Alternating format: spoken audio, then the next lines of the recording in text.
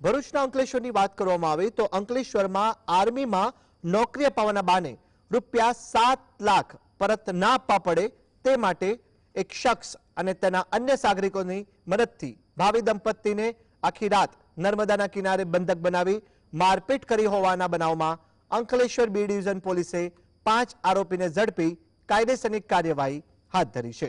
મૂળ અમરેલી જિલ્લાના અને હાલ ગીર સોમનાથના હડમડિયા ગામના રહીશ રાજા ઉર્ફે રાજુબાબુ બાંભણિયાએ 2 વર્ષ અગાઉ આર્મીમાં નોકરી અપાવવા જણાવી રાજદીપ નામના વ્યક્તિ પાસેથી 7 લાખ જેટલા રૂપિયા લીધા હતા। આ રૂપિયા પાછા ના આપવા પડે તે માટે તેમણે રાજદીપને 22મી માર્ચના રોજ નર્મદા ગોલ્ડન બ્રિજ પાસે બોલાવ્યો।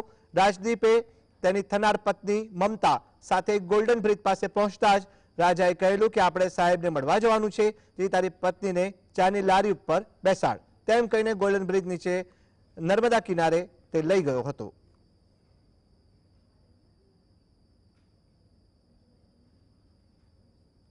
કે ફરિયાદી અને આરોપી તેમને ભૂતકાળની અંદર પૈસાની લેતી દેતી કરેલી હોય છે, જેમાં આરોપીને તેના પૈસા આપવા ના પડે તે અન્વયે તે એક ગુનાહિત રસ્તો અપનાવે છે।